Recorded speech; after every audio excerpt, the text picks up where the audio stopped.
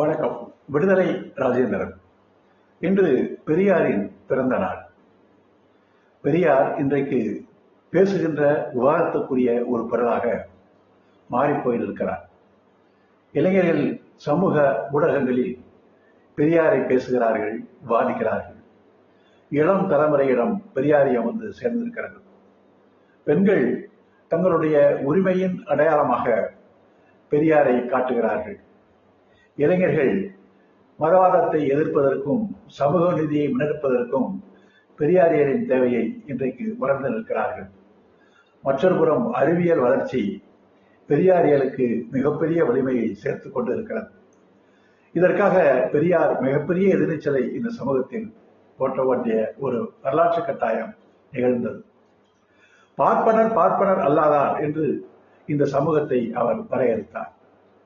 பார்ப்பனியம் பார்ப்பனர் அல்லாத மக்களை அரசியலில், சமூக ஏலில், வாழ்வியலில் அடிமைப்படுத்திக் கொண்டிருக்கிறது.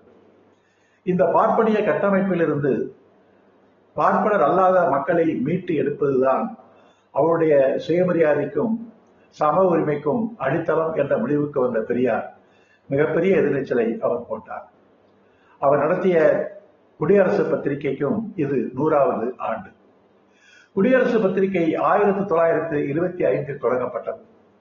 அதனுடைய 2வது ஆண்டில் 1927 1/5/1927 பெரியார் எழுதிய ஒரு தலையங்கம் மிகவும் குறிப்பிடத்தக்க ஒன்றாகும்.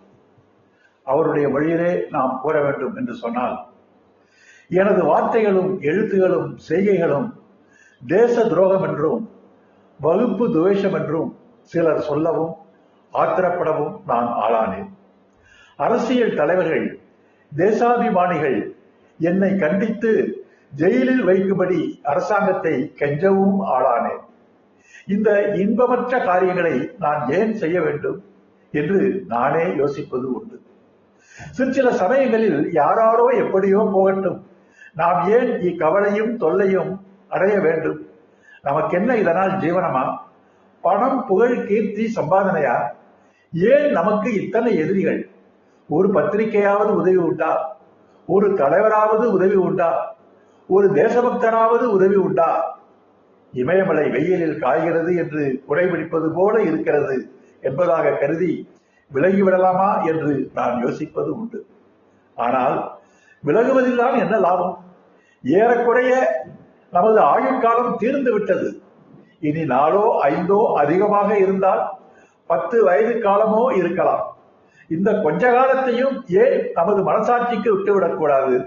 விலகித்தான் என்ன பெரிய காரியம் செய்ய போகிறோம் என்பதாக கருதி உழன்று கொண்டிருக்கிறமே அல்லாது வேறில்லை. இக்கஷ்டமானதும் மனதுக்கு இன்பத்தை கொடுக்கக்கூடியதுமான காரியத்தில் இறங்கிவிட்டோம். உலகம் ஒப்புக்கொண்டாலும் சரி, தள்ளிவிட்டாலும் சரி, நமக்கு அதை பற்றி கவலை இல்லை என்று பெரியார் எழுதினார்.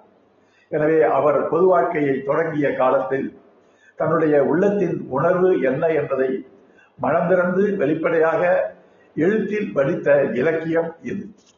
அதே பெரியார்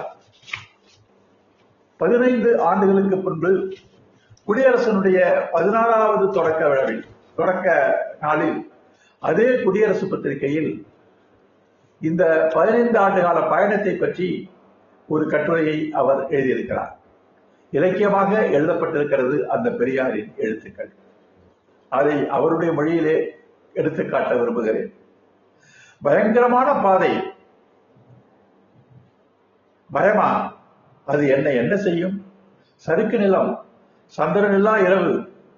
நான் காலை ஊண்டி நடப்பேன், கண்ணை அகல திறந்து பார்ப்பேன். பசியும் தாகமும் வாட்டும், கிடைத்ததை புசிப்பேன்.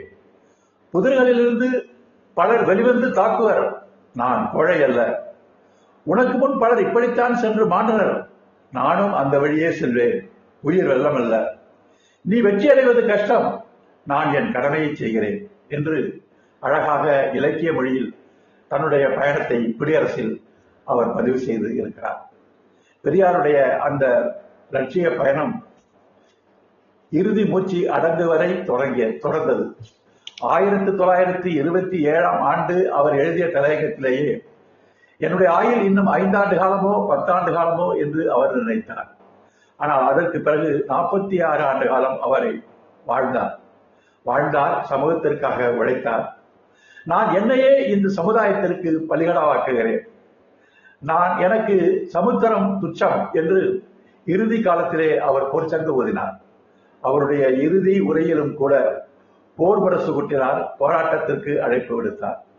ஆனால் பெரியாருடைய அந்த எதிர்நீச்சல் பயணம் என்பது இன்றைக்கு வெற்றியை நோக்கி பயணித்துக் கொண்டு இருக்கிறது என்பதுதான் வரலாறு கூறுகிற உண்மை. மதவாத பார்ப்பனர்களை விட, வைதீக பார்ப்பனர்களை விட தேசிய பார்ப்பனர்கள் ஆபத்தானவர்கள் என்ற கருத்து பெரியாருக்கு உண்டு. அம்பேத்கருக்கும் அதுதான் உண்டு. வைதிக பார்ப்பனர்கள் நேரடியான எதிரிகள், ஆனால் தேசிய பார்ப்பனர்கள் சூழ்ச்சிக்காரர்கள். அந்த தேசிய அரசியல் பார்ப்பனியம் தான் இன்றைக்கு இந்துத்துவமாக வடிவம் பெற்றிருக்கிறது. அதை எதிர்த்து இன்றைக்கு போராட்ட களங்கள் உருவாகி இருக்கின்றன. சமூக நீதி கொடிகள் உயர பறக்கின்றன. தன்னாட்சி உரிமை கோரிக்கைகள் இன்றைக்கு பல்வேறு மாநிலங்களிலிருந்து கிளர்ந்து வெடிக்க துவங்கி இருக்கின்றன. பெண்கள் நாங்கள் இன்னும் அடிமைகள் அல்ல என்று எதிர்த்து போராட துவங்கிவிட்டார்கள். ஆக பெரியாரியல் பாதையை நோக்கி சமூகம் நகர்கிறது. இந்த பயணத்தை துரிதப்படுத்துவோம், விரைவுபடுத்துவோம், வெற்றி முகட்டுக்கு கொண்டு செல்வோம். நன்றி, வணக்கம்.